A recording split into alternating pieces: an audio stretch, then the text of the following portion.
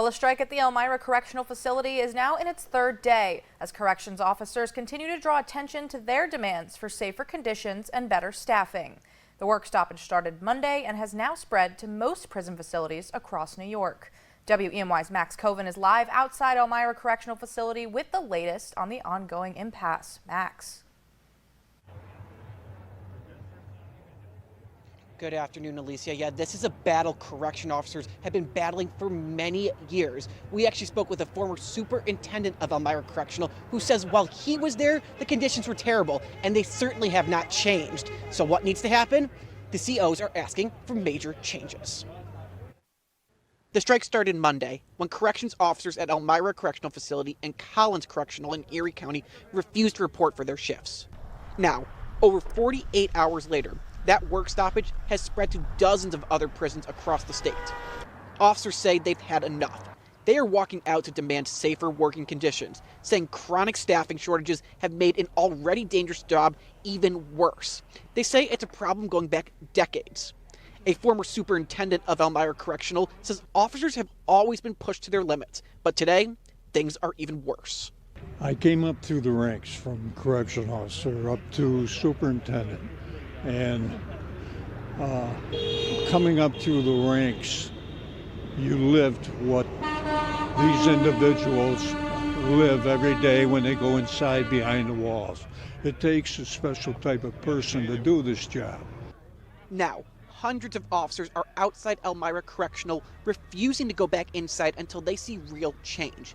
Former CO Pat Hetherington describes what they deal with every day: being attacked, having bodily fluids thrown on them, and being forced into exhausting shifts that never seem to end. The correction officer job had the highest suicide rate, highest divorce rate of any job, and the conditions they're going through now completely boggles my mind compared to what I had to go through.